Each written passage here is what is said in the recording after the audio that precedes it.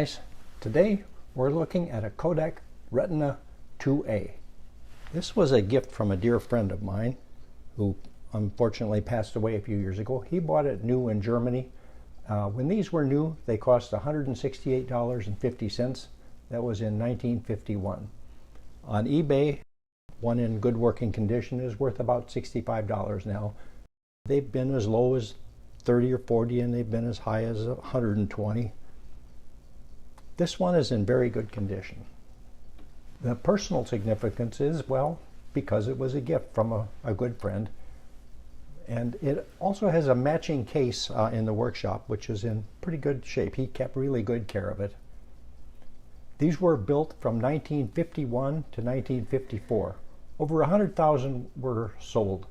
The Retina fans believe these early Retinas had too few features, but the later Retinas were larger and heavier. In Retina nomenclature, for reasons I don't understand, this 2A is also called a Type 16. Its features are the small size, the fairly superb Xeon lens, better than average finder, a quiet leaf shutter, and the simple straightforward design, which makes it easy to use. To open it or enclose it, and I'll have to remove the flash sync port here. To close it, you have to make sure that the focus is changed to infinity.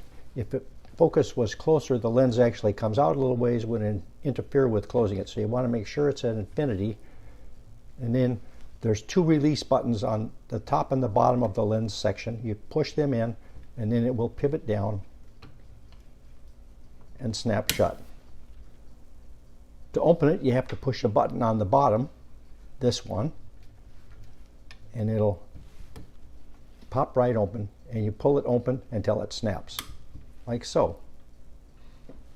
Now I'll remove this flash unit so we can get a better look at it, and we'll talk about the flash unit later.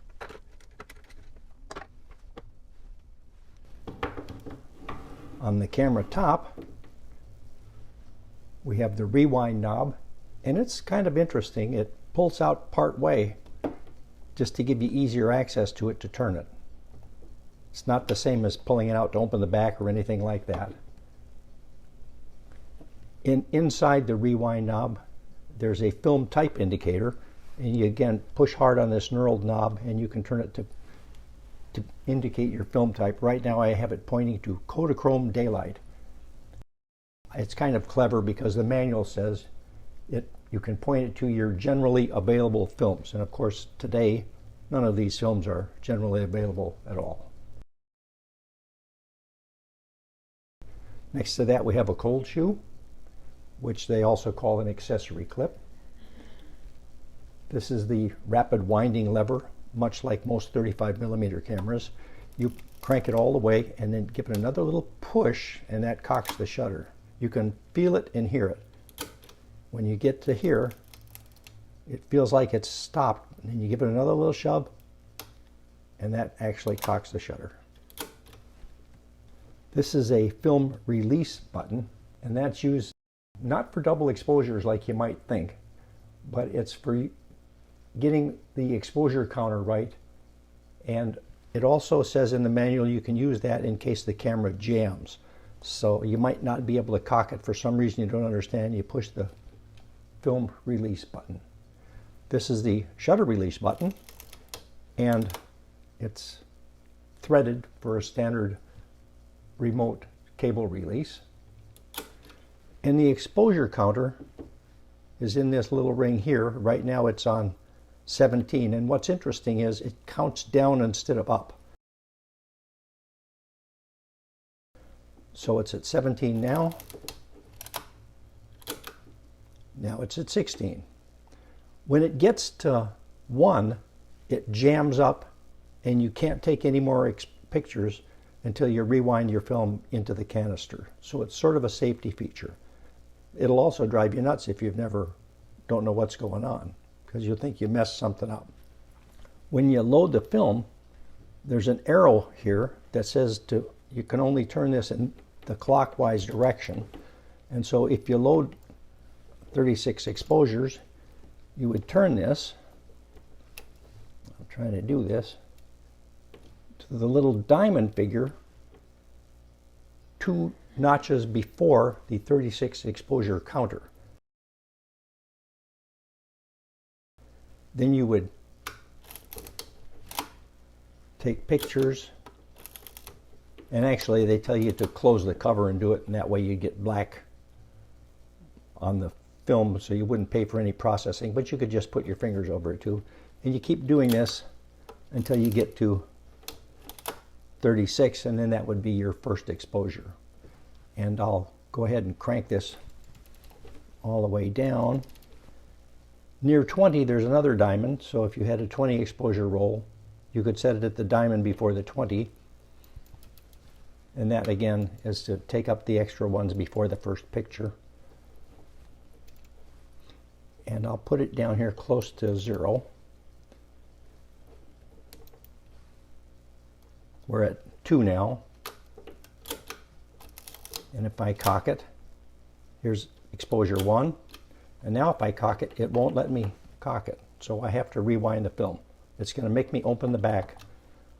And again, if you wanted to rewind your film, there's a release button here.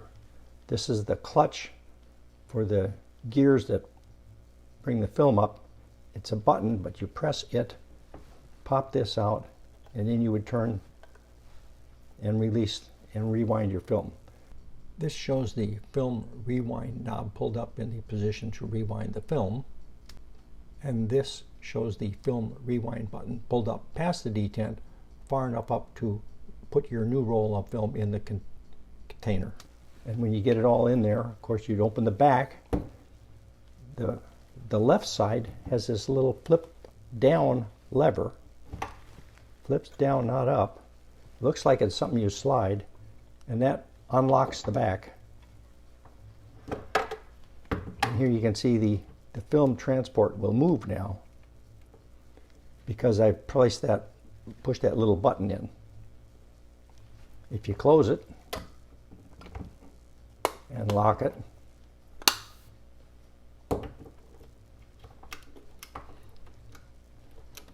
and we have to turn this to some number like the diamond before the 36 or something. I'll just put it on 25. Now we can use it again. On the camera front, we just have the viewfinder window and the range finder window. And again, here's these 2 release buttons on each side of the lens to close the case. And again, remember, you always have to have the focus set to infinity to close the case. On the camera lens, it's a 50mm f2, and it's a synchro compure shutter. The speeds are from 1 to 1/500th of a second, plus bulb mode. I've placed it and traded with the rangefinder focusing, and it focuses down to about 29 inches from the front of the lens. In the depth of field scale, between f2 and f4, there's a little red dot for focusing with infrared film.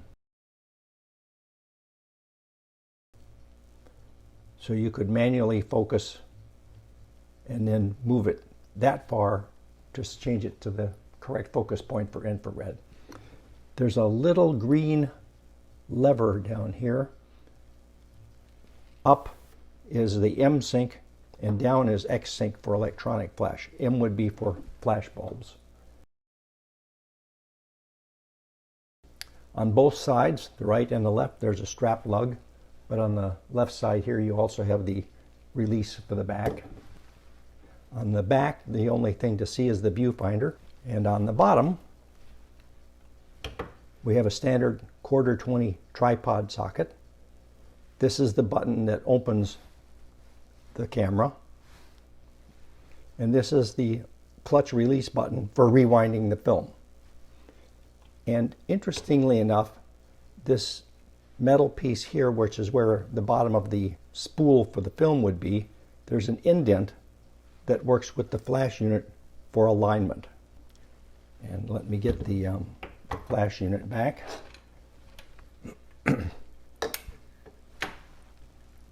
This is called a Kodak Blitz flash assembly. And it has a special bracket made for Retina cameras, which was an option. And I'm going to fold this up so that it's out of harm's way.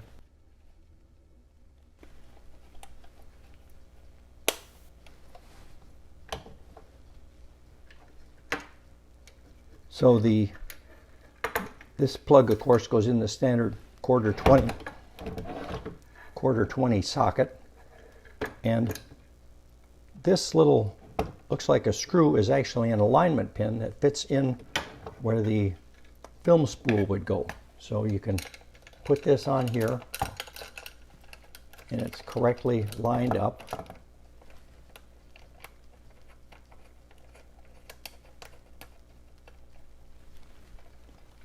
And it attaches.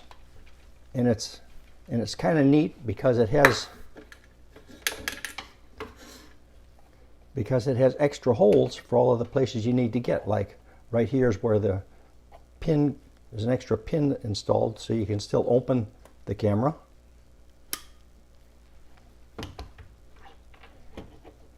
And this hole is an extra quarter 20 tripod socket. And this hole, you would have to poke something in it, but that's how you can, where the clutch is, to rewind the film. And then it has its own cold shoe for mounting the flash.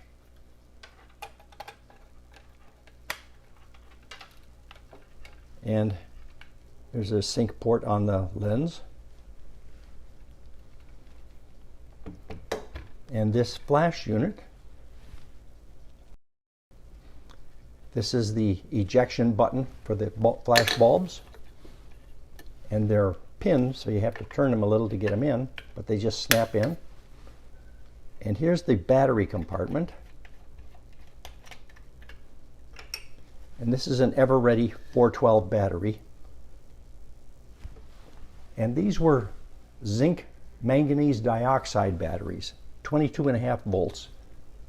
And of course they're not available anymore, but if you go to Amazon and search for a battery with a 412, you'll find that these Excel 412A alkaline batteries will substitute, and indeed they're 22.5 volts.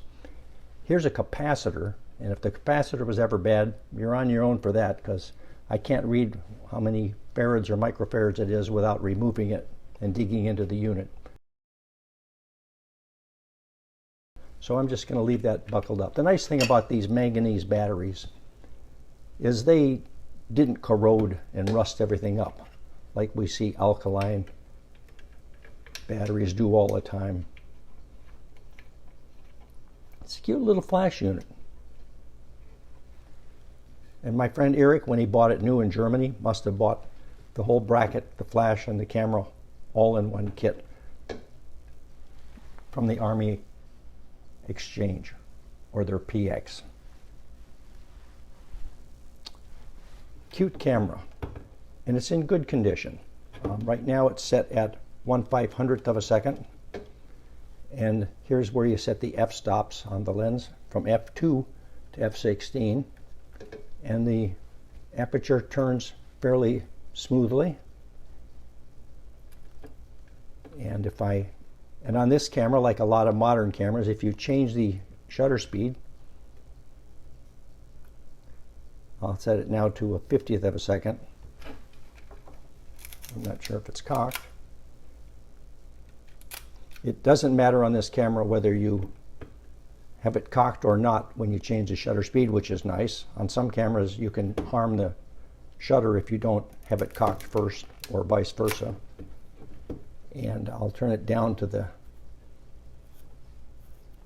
here's a 1 second exposure.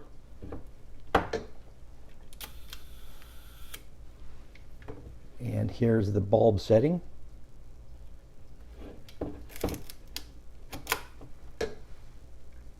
And it's set at, I'll set it at f4. And the aperture rings are very round, so you would get nice bokeh out of this if you can get good bokeh at f2. It's a beautiful little camera. Everything works fine. If you look close at the mechanism here, you can see that when you release the shutter, it's actually just a mechanical linkage that's going up to this little peg right there, and it just pushes this lever down. I'm still in a B setting. Let me change it back to a 500th of a second. Well, I'll put it on a 250th. Great little camera. Thanks a lot for watching, and I hope you enjoyed the video.